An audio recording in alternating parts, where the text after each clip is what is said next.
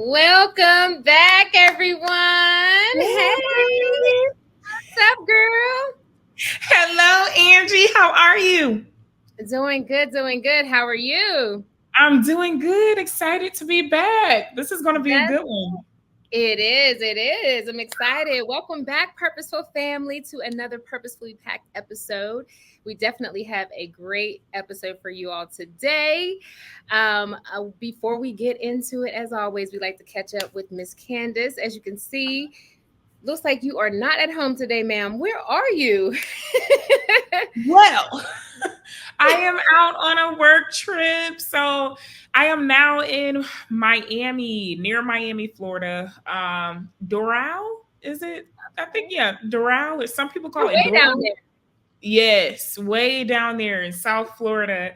I have to go and present to a group of high school students tomorrow morning, early, bright and early tomorrow morning. So I Uh-oh. am out here in the Sunshine State. Okay. Yes, and speaking of sunshine, y'all, let me show you this beautiful sunset that I was able to catch this morning just from my room. You want to see it?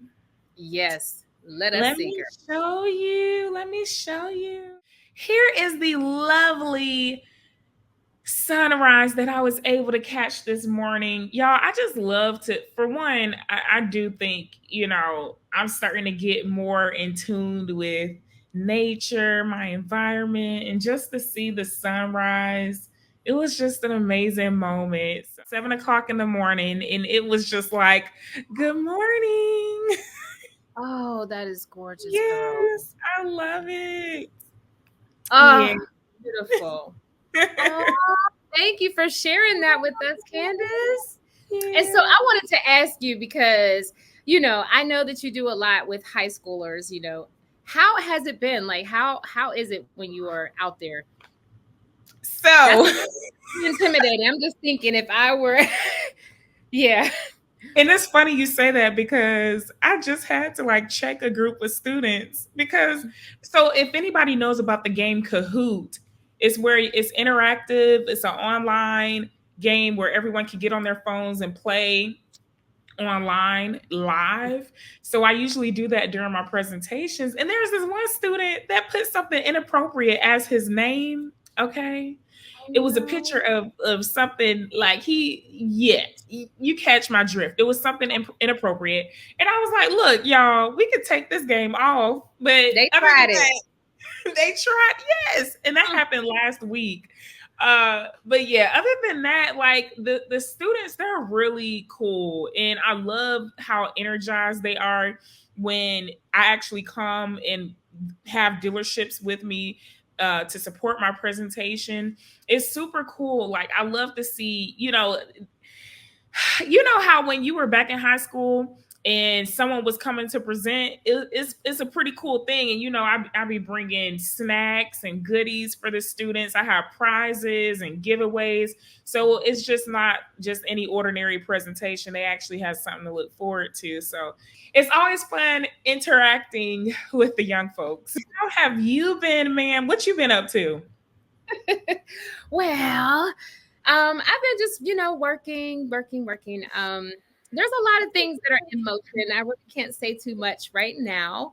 But I did just celebrate 6 years in Georgia. What? Yes, girl. Just a couple days ago, made 6 years that I have been here in Georgia. And it went by so fast. And Angie.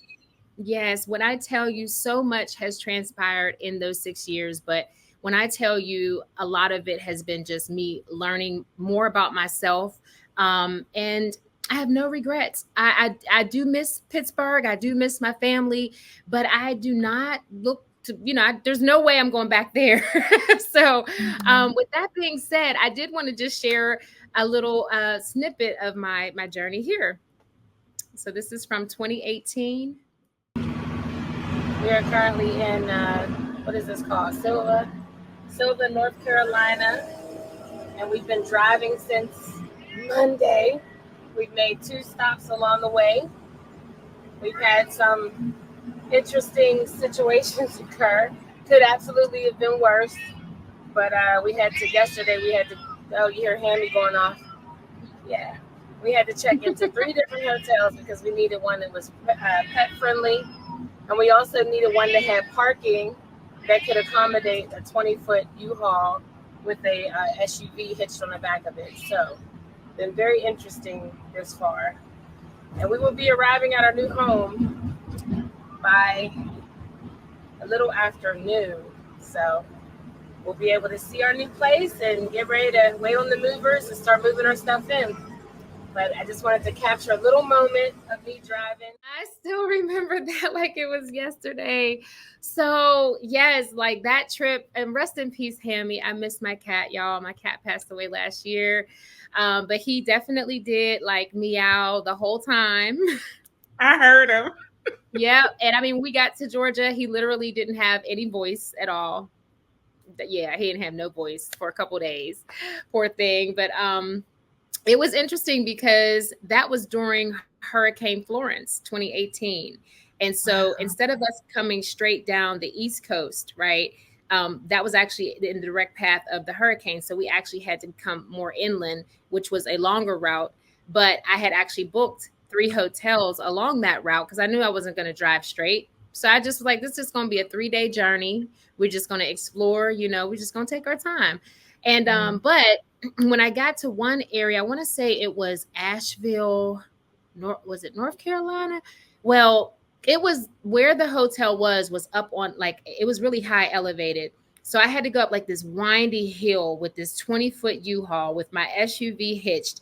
And it was very narrow, only to get up to the very tip top of this like mountain, if you will, to this hotel. And my SUV didn't have anywhere to park. There was nowhere for it to park. So I actually had to get one of the staff that worked at the hotel to help me turn the U-Haul around so I could get back down the hill and go to another hotel that actually was a part of the same hotel chain, because I was using points. Let me just be clear. I was using points. Can I get an alien? Yeah, so they helped me. And plus, I don't think that one was pet friendly. It was just, we had a lot going on.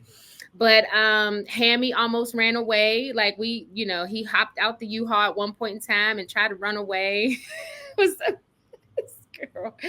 But I'm so glad that I made that trek, and I would do it all over again. It was so worth it. Yeah, so 6 years in Georgia, and I'm so proud of taking that leap of faith. Yeah. Look, we would not be here. Would not. That's the truth. I cannot imagine what I would be doing if I were still back home in Pittsburgh. Nor do I want to, because we are looking forward. And speaking of looking forward, we're going to move on with this episode because we have a lot to get into, starting with what is going on in the news right now. So you all probably have heard about Sean P. Diddy Combs. He was recently indicted on a number of charges, everything ranging from, I don't want to say the word, but trafficking of sorts. There is some racketeering involved, some essay. There's just, and we all know Cassie, she had filed her civil case last year, and that kind of opened up Pandora's box. And they had been investigating for some time, and they finally had arrested him in New York just a few days ago. So what are your thoughts, Candace? How do you see this whole thing playing out? The way that I see it, you reap what you sow. That's all I got to say. Yeah, I'll be honest, I'm not surprised.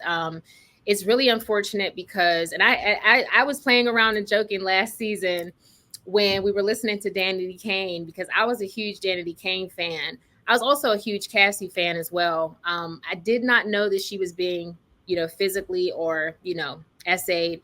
I did not know, but I thought that there was some type of control. There was some type of dynamic there, considering her age, the age difference, and also just her being, young and vulnerable, as a female in the industry, the power dynamic.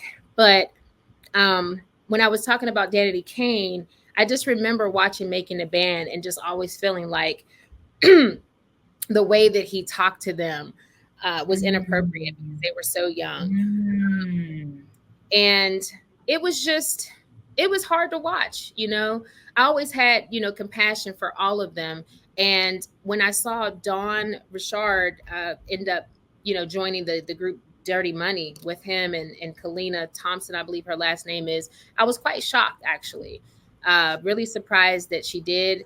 But again, not knowing what's going on the inside or how they arrived at that point, I figured, obviously they had to make amends. They got beyond the making the band differences and they have moved on. But even she recently has filed a civil lawsuit against him as well for similar abuse allegations, which is really, really sad. So I just wanted to bring that up because our episode today is really all about finding real connection in a superficial world. And it just makes you really, make you want to really think about who you associate yourself with and who you get into relationship with, because, there are many people that are in abusive relationships right now.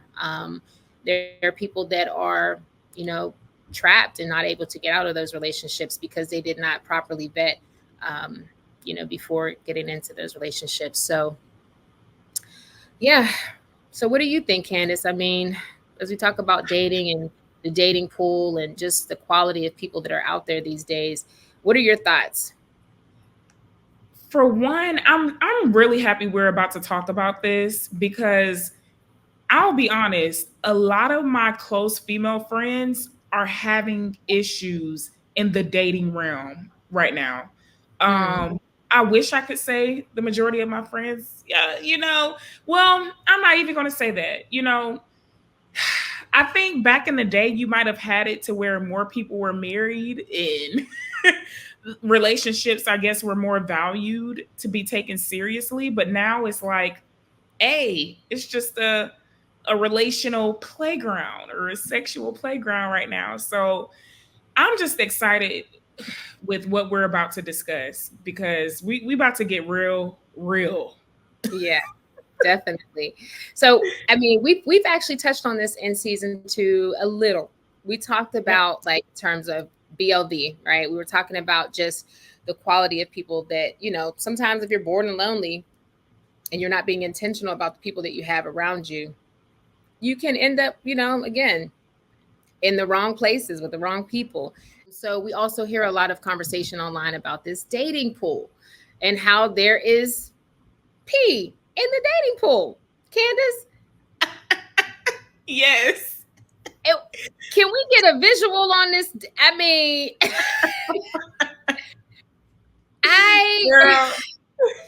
literally, this is what I hear we're dealing with. Unbelievable. Oh, gosh. Yes, so that's one visual. So here's another diagram of what it's like to be in this dating pool, y'all. Take a look at this if you can, or if you're driving. I mean, look, make sure you rewind the podcast and look at this diagram. Okay. On the left side, the red circle says attractive, the green circle says available, and the purple says sane. So just imagine, like, according to what this chart is saying, if you are considered attractive and available, then, the only person that's probably available to you is your ex. It says your crazy ex. If you are attractive and have sense and you're sane, then you're probably married. 9 times out of 10, everyone is thinking that you're married. If you are sane and you are available, then they're saying you just look hideous. Isn't that something? Now, if you have all three, if you are attractive, if you are available, and if you are sane, then they're saying you are just imagining your dream partner. Mm-hmm. Wow. Angie, what do you think about that? First of all, whoever created that diagram, I mean, shout out to them because, I mean, I love that, those three, just the criteria, this, obviously we want someone who's sane, the attractiveness, of course, we want that. And then the other one was, I can put it back on the screen. Available. We want them to be available. At the bare minimum, right? I think all of us want those three traits, minimum. The humor in it. I love the humor. Okay, you got to put a little bit of humor in there. So I love that. But the reality is that if all of us want these three things as our most basic criteria, then I understand now why there's so many people in the same dating pool. Because we're stopping right here. Like, for many people, this is just it. This is it. If you're sane, if you look good, and you're single. Think about it. If we just think about even online dating, if you're online, that implies that you're available. Your profile most likely says you're available. If you might be sane if you're online. You might be. That's the one thing that we actually have to actually go on a date with you, talk to you, to actually get to know if you are actually sane. But we can kind of tell by the way that your profile's set up and the things that you say. We can kind of get an understanding if you're sane a little bit, just a little bit. And then attractive, of course, the pictures. But that's it. That's the only criteria. Well, I mean, I'm pretty sure we all have a variety of different personalities, attributes, experience, wants, needs. And so I just think that that's how we all wound up in the same dating pool. And that's the reason why it's so murky.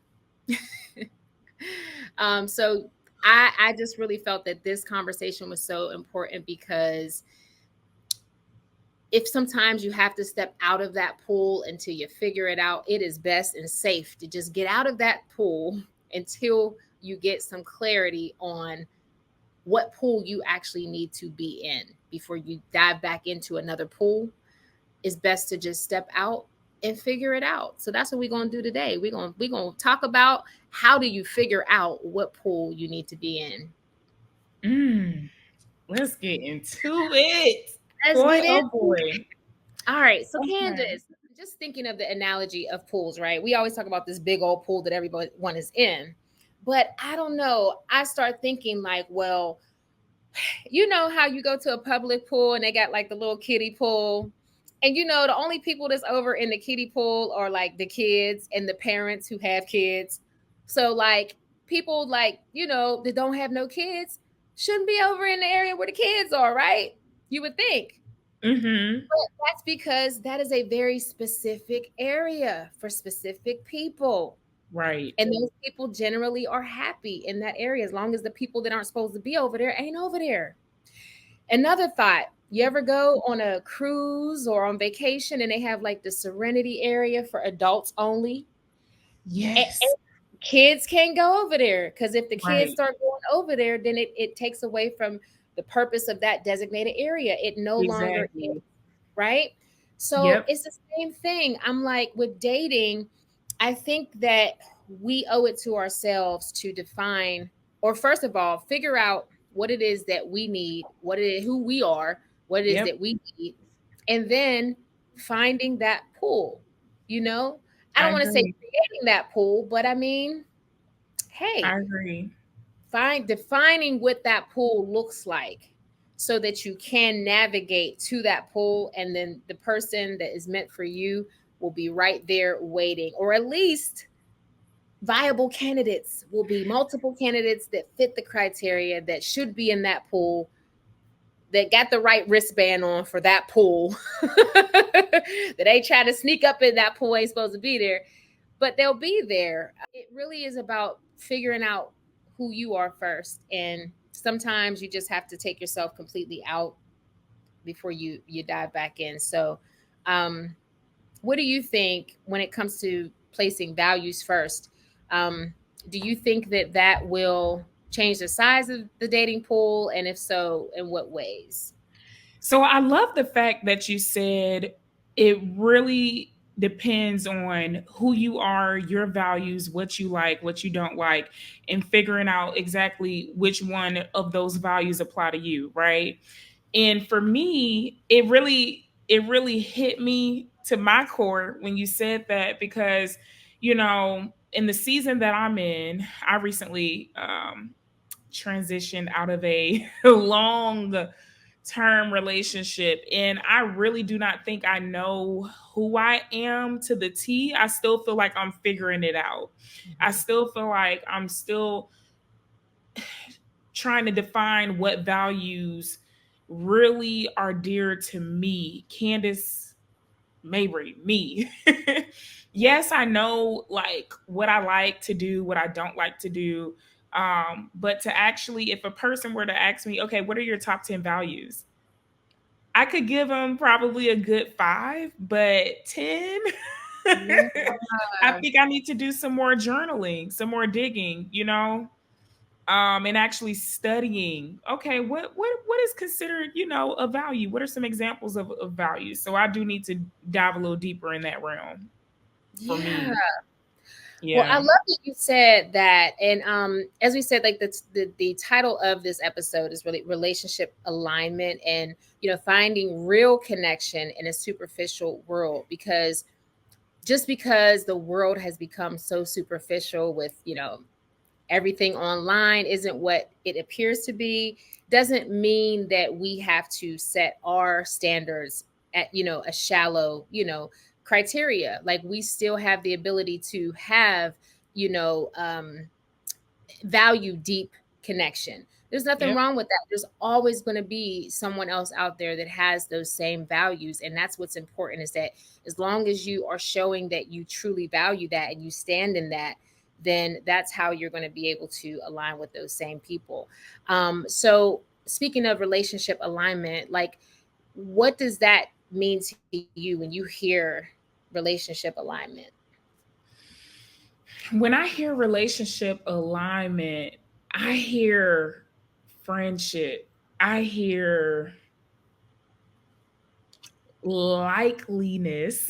Like, I hear um a strong bond, relationship alignment. You all are aligned, and it's just not, there's no confusion on what you're working on.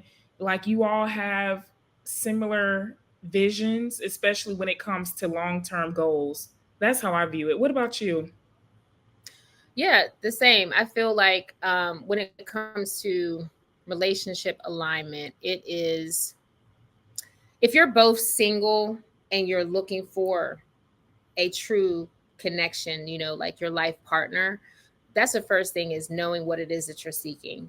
Some people are just seeking a fling. Knowing what you want and stating what you want is first and foremost. You have to be able to put it out there. If you are looking for this is men, you're looking for a wife, let it be known that that's what you're looking for. And also act accordingly. Okay, because if you're looking for a wife, you're not going to be doing certain things. You're not going to be, you know um, engaging with certain people in certain spaces. Right. The same thing with women. With women, if we want husbands, same thing. We have to set that intention, and we're not going to be engaging in certain activities, certain spaces, because that's just not what wives do. No. We have to be wives and husbands before we meet our partners. So I think that relationship alignment really is about setting the intention, walking in that, long before your partner comes along, and and yeah, just really being first and foremost aligned with who you are and what your values are, and then that way, when that person comes along, you're able to have that connection, and it's seamless and it's not forced, and um, yeah, and Yes. it's very possible when we start with us inside. So we always talk about how people can have like these physical attractions, and of course online, when especially dating online, guys, like, and I'm so sorry guys, I'm not trying to bash any men, but there's this rumor out there that online dating for men is like, what did they say, Candace? Like guys just go online like looking for. Yes, I consider it a sexual playground for a Yeah, lot of them. It's like, look at your pick, look, welcome to the candy store. yeah, Okay, which ones are you? Okay, she looks okay. See right, if she'll take your bait. yeah. Is Because men are, they are really into the physical, right? Yep. However, this is where, and again, I don't want to say that women were not, attracted to men. Men can be easy on the eye as well. But if when you get to a point where you're really trying to find your life partner, you've got to be able to look beyond that. You can't put that as the primary or the first checkbox, if you will. You can't, that's working backwards, because there are so many physically attractive Mm. people, right? You're going to put yourself in that large pool. You're going to work backwards. And I mean, there's this thing called reverse engineering. Reverse engineering. And I truly believe that that can work in dating too. But we're going to talk about core values and how reverse engineering, when it comes to dating, what that looks like when it comes to core Ooh. values. So let's talk about it. It starts within, right? Let's not look outward to the other person. Let's start within ourselves. So what are the things that are important to us? Those are our core values. The things like our beliefs, our spiritual beliefs. Um, the things that keep us grounded, the things that matter the most to us, like family, service, commitment, Then after that, it's our intelligence, our education, the experiences we have, our wisdom. But then after that, our interests, what are the things that we like to spend our time doing? What activities are we involved in? What are our lifestyle choices? Do we go to the gym? Do we work out? Are we vegan? Um, do we like to travel? And then lastly, the physical attributes. What do you look like? Do you wear weave? Are you all natural? Is he bald? Does he have a beard? Does he have a six pack? You know, because those are the things that change. The things on the outside, those are the things that change. And if we work our way, like I was saying, reverse engineering, we start inside and work our way out. The things that are inside us, those are the things that keep us grounded. Those are the things that we stand on. Those are the things we stand for. If we meet someone who is aligned with those things are likely to keep us connected longer, more than the way that we look, because our appearance can change over time. Our appearance can change, heck, next week. A person could be honestly diagnosed with cancer and have to shave their head. So if their long, beautiful, natural hair was the thing that hooked you, you were gone off them because they had this beautiful flowing long hair, and now they no longer have it. How is that going to affect you? Right? Same thing with a man. If a man was, tall and strong and muscular, and then all of a sudden, he's involved in an accident or something, and he's no longer that strong, if that's all you were attracted to, not the inner, the qualities and all these things, you weren't aligned. So the goal, like I said, with that, the core values, starting there and working your way out, I believe is the best way to be able to get the most authentic connection, the one that's going to be sustainable. And I think that that's truly how you can be what we say, in Christianity, as equally yoked. When we talk about equally yoked, we talk about spirituality. That is the most deepest part of you as a human being, is your spirit. So if you are not aligned spiritually,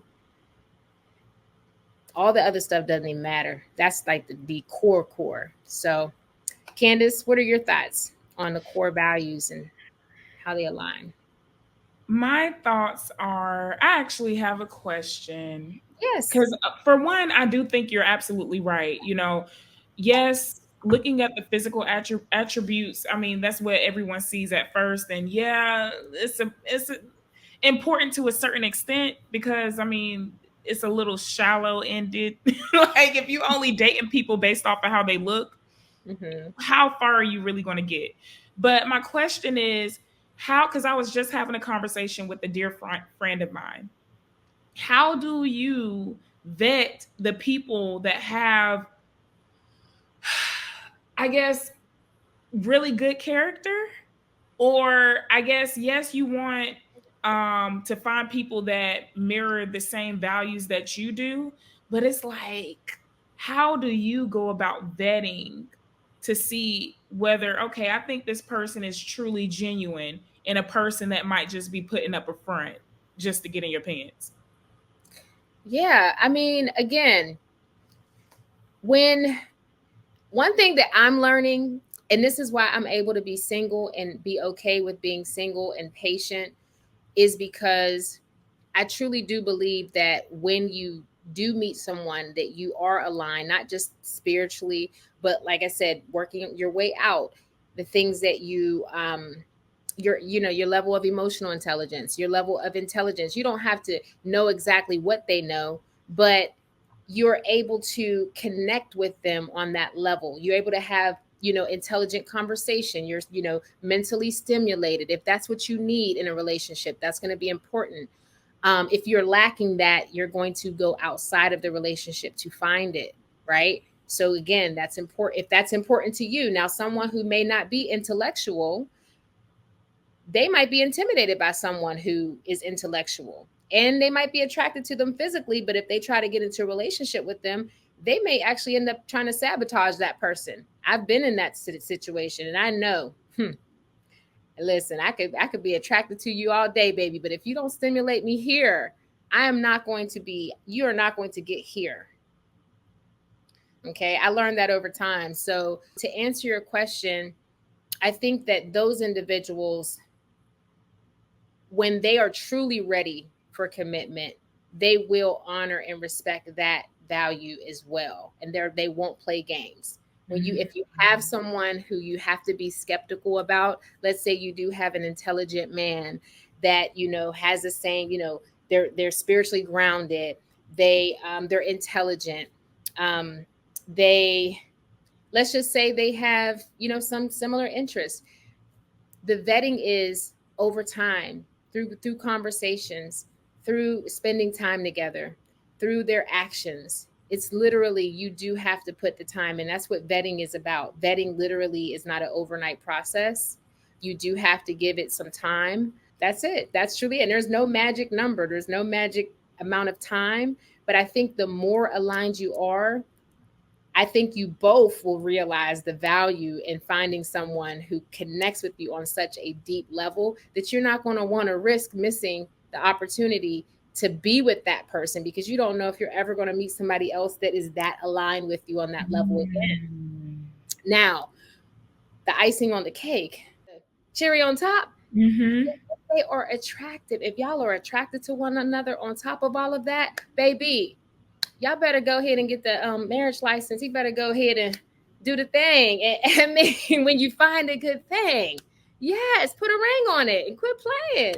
This is what I'm saying. So, yeah, to answer your question, I think it's really about both individuals knowing what it is that they truly want, knowing who they are, and aligning themselves with that. And that's why this is so important, this conversation. So one thing I know, I learned from the great motivator, Les Brown, is that quality people, it matters, especially when you're seeking to have quality relationships. You have to have quality people. You yourself have to be a quality person, right? So I wanted to share a little snippet of the great motivator, Les Brown. Number one, you got to change your mindset. He said, you don't get in life what you want, you get in life what you are. Number two, practice OQP, only quality people. You earn within $2,000 to $3,000 of your closest friends. Third thing he said, develop your communication skills, because once you open your mouth, you tell the world who you are.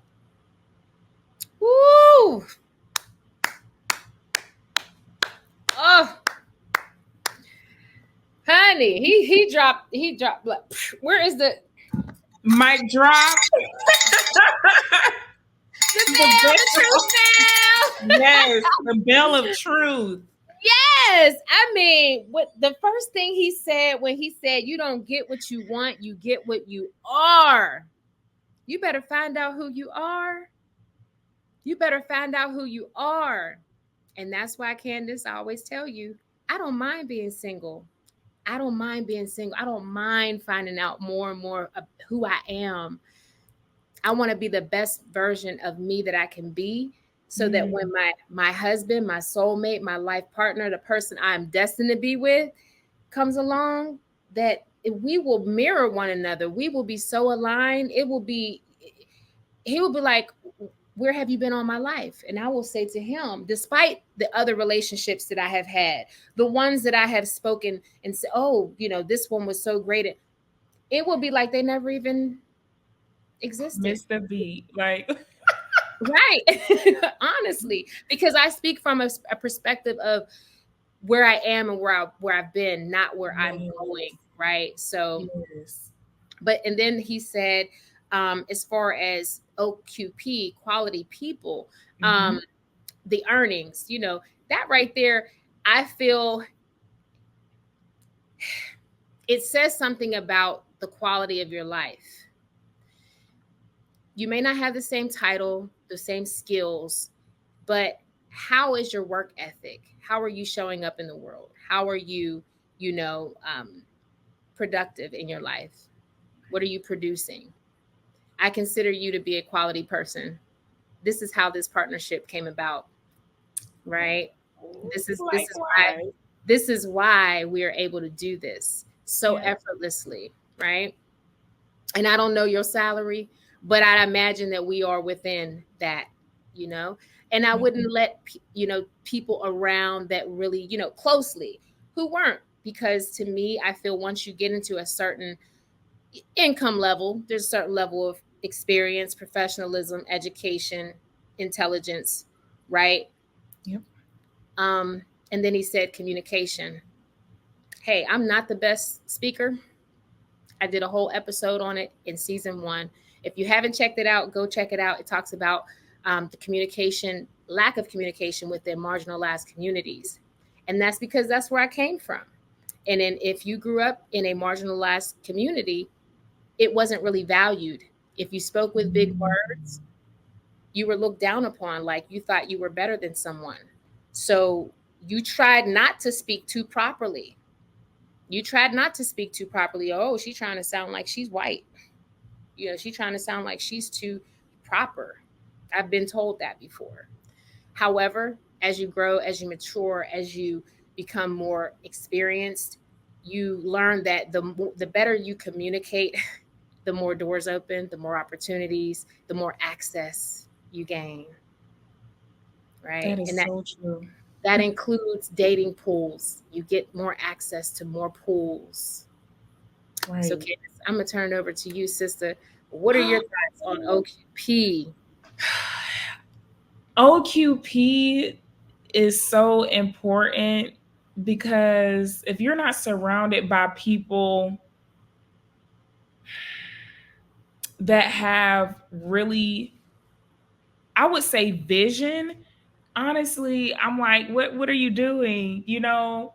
It's just when you have a vision, when you have purpose, when you have something that you're working towards and people alongside you, it's just like two peas in a pod. It just you align, whether it's your friends or with your relationships, your partners. I remember hearing Lateris off of the Dear Future Wifey podcast mention how he's now referring to what he wants in his wife as a purpose partner. That's what he wants, a purpose partner. And I'm like, yeah, I would love to have that, because I know what it's like to be, I guess, even friends with a person that isn't aligned. You're just going to waste time. One thing I do know about myself is I'm not big on clubbing. I'm not big on Wasting time. Wasting time. Now, I do have an issue with scrolling social media. I will admit. I'm like, look, I have to catch myself when I'm on YouTube scrolling the reels. I'm like, wait a minute now, this has got to stop. Okay, but Yeah, that's definitely wasting time. But no, seriously, quality people. Yeah. It is worth your while, even if you don't even see the value in it just yet. But surrounding your, like we were just mentioning this, if you are the smartest person in your circle, that is a problem. That's a problem. You need to be growing. We were just having this conversation, Angie. If you are the most intelligent person in your closest circle, you might want to switch it up a little bit. Because you want to be growing. Yeah. And that's what I said as far as our partnership. And it's so funny you said that, because yes, with your spouse, right? No matter who they are, like whatever their purpose is, like you definitely want to be aligned. And I love how Latira said purpose partner. I'm all for that. I always call you my partner in purpose, because this podcast is all about purpose. And so it is an example of what friendships and friends in purpose as a purpose partner, what that looks like. It's similar. It's because the alignment, it's because of that, the core and the alignment. But yeah, it should be the same way when you're in a romantic relationship. The only difference is it's that commitment. It's a different type of relationship, but at the core, you're aligned. And so whatever it is whatever vision the husband has, he's leading, and, or, just even if you are the wife and you have the vision, he's supporting, maybe he comes into the situation, maybe he doesn't have the clear vision just yet, but y'all are so aligned that he can step right on in and contribute. And y'all are both, contributing to a greater purpose together. And that is the goal. That's the goal. No matter how big or how small it may be something. And I don't want to discount something like even, heck, raising a family. Mm-hmm. It could be a situation where you was a single mom and, you meet a guy and he's always wanted to have children, but he comes in, steps in, and he now has filled the role and has a purpose of being a father to your children. And, y'all make a great family. Y'all are great partners as parents. That could be the purpose. But as long as y'all are aligned and that's something that y'all have, intended to do, and you're both aligned in that, it could be just as simple as that. Because not everybody's out here trying to start a business. Not everybody out here trying to start a podcast. Not everybody out here is trying to be service oriented in terms of outreach to the world. It could be something as simple as being a pillar in your family. Y'all could be the family, the unit that comes together and represent what it looks like to be a healthy family and be the anchor in your family, right? But you can only do that when you're aligned. And I'm standing on that. So that's why I said, when you're confident, when you're not going to feel pressure to go out and just go date just to be dating. You're not going to be pressured to go get online and join online dating sites just to see what's out there. See if what is it? FOMO, fear of missing out. What did I tell you earlier, Candace? I said, you don't even get on Facebook. You don't even entertain Facebook dating. Like, I'm on Facebook, but I ain't on Facebook dating. I'm not on any dating site. Actually, because I've taken myself out of that dating pool. Why? Because I feel like the man that is for me is not even going to be in that dating pool. He's not even looking for me. He's not looking for a wife in that dating pool, because he does not want the quality woman that he wants. He doesn't even want he doesn't even want a woman who would be willing to be in that dating pool. This is all I'm saying. Y'all heard it first from the Angie. This is from my perspective now. This is not everybody. Everybody got, like we were saying, would you say a needle in a haystack? Sometimes it can work out, but the risk is great because it's a needle in the haystack. Odds are stacked against you, right? you're taking a great risk. And I mean, many of us women have had that experience. We've taken the great risk and we have not won the reward. We have not won. So I have had the experience of the online dating. I know, and I have not reaped the reward. I've not won. So that is not for me. That's not the medium for me presenting myself to where my husband can find me. That's not the medium for me to be presented. God is telling me that's not for me. My husband is going to find me in some other way, doing what I'm supposed to do in my purpose, walking in my purpose. My husband's going to find me. That's what God told me. Because anything else would be me forcing and putting myself out there to be preyed upon by people who are not aligned. I'm putting myself back in that murky, the pee-pee pool. And I don't have to. I don't have to.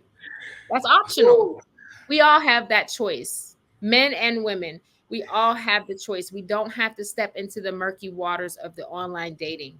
It's a choice. You choose to go in there, we proceed with caution. Yeah, I've heard some horror stories about the online dating, and sometimes it does feel like, wow, it's gonna be like a needle in a haystack finding the right one in the online dating pools. So, yep. So this was, wow. We could definitely do another episode on this topic, Candace. We definitely can. And we probably will. Yeah. Okay. But I wanted to have a guest. Yes. But I wanted to share with our purposeful family another visual just to kind of reel everybody back in and kind of lock this in. Let's talk about the difference between, like, we talk about finding real connection in a superficial world. Well, superficial means surface. The word superficial literally means surface. So we're talking about finding real connection. That means we have to go beneath the surface. So right now, if you're looking at the screen, you're seeing an anchor. That's what you want. You want to find connection that is that deep so that when things happen in your relationship, when life happens in relationships, that it's not going to shake that relationship. It's not going to, you will have such a strong bond because you will be tethered and you'll be anchored by the things that are so meaningful to both of you that the storms of life are not going to break you apart. The little people on the sidelines that got their little stuff to say, or the people on the side that are trying to entice you to cheat or distract you or whatever, are not going to be enough to break apart your bond, because the way that you connect is on a level that they can't replace that. They can't compete with it. And it's not about, oh, she looked better than her, or she got bigger butt than her, or she got better, whatever. It's going to be so deeply aligned that you're going to be like, dang, that's my person. That's my homie. I was saying, remember I was saying, like, let's say, how guys have, like, guys have their guy stuff that they like to do. But let's just say a guy has found a woman who has an interest in one of his hobbies that, let's just say golf or bowling, whatever. But maybe that's a hobby that he has that his homies ain't into. His boy homeboy ain't into it, but that's what he likes to do. And he done found a woman that he can enjoy his woman while doing what he loves. Like, I love basketball. I'm just going to put it out there. I love basketball. I would love to be with someone who loves basketball like I do, because I don't have, like, Candace, we never went to the basketball court and shot no hoops. I don't have any girlfriends that I don't care for basketball. Right. It's not that. I mean, there are women out there. I'm sure there are women out there that play basketball. Yes. I have not had any friends that I've just played basketball with. I haven't. So that's one of those things that, now my ex-husband, we used to play basketball. But I'm just saying, those are the things that you need to, like, it would be, if you were able to connect on that level, and do the things that you enjoy. And it's something that you really enjoy. Like your homies couldn't even get you away from your woman. Like, no, I'm good because I'm over here playing golf or I'm playing bowling with my woman because y'all don't want to do that.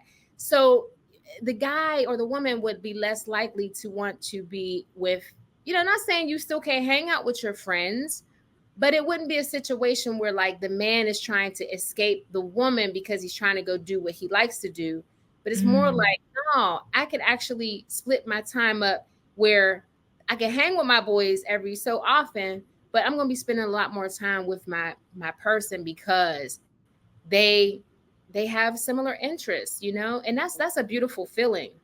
It's like, let me just give you another example. I'm not a gamer, but let's just say there are some gamers out there. Guys, if you find a woman that games, I mean, come on now. You struck gold. You struck gold, especially if she cute on top of that. And then listen, she intelligent. Don't be into technology. Y'all both some techies. Let me just throw it out there. I'm a techie. But no, if you have found someone that has similar interests, it makes a huge difference. It truly does. Because that to your core, that's not going to change. 10, 15 years from now, you're still going to like those things. So yeah, it definitely matters.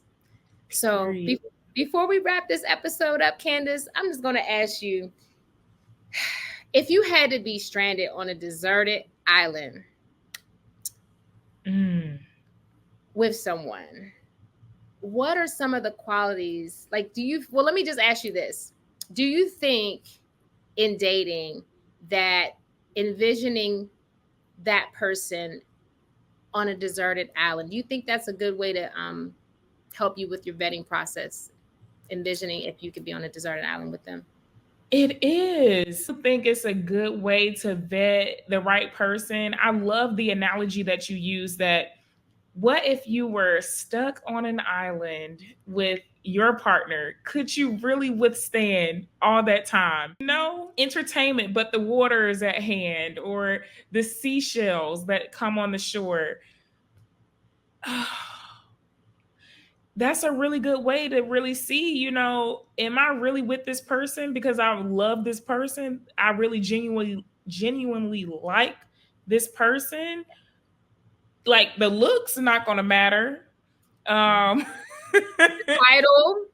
your title, the money, your status is not going to matter. What's going to matter is, who you are. Because let me tell you, if you don't have a good work ethic, we're not going. We're going to be on an island. I'm going to need you to be willing to go find some food. Can you protect me, or are you going to be scared somewhere? Yes. I need to know these things. I need to be able to trust. I'm telling you, you're not going to leave me high and dry on the island if you were to find somebody. Girl, a mermaid from dang on where. I love that analogy. Yes. Yeah. I think it's simple, but it's a practical way to, even for people who are currently in relationships. I mean, for those of you out there, Purposeful Family, who are in current relationships, think about that for a moment. And I'm not trying to, don't want to break up no happy homes.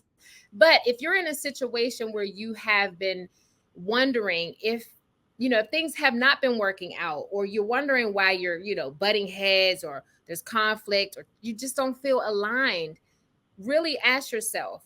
Or if you're in the dating process and you've been seeing someone for a while and you're trying to figure out, is this person the one or not?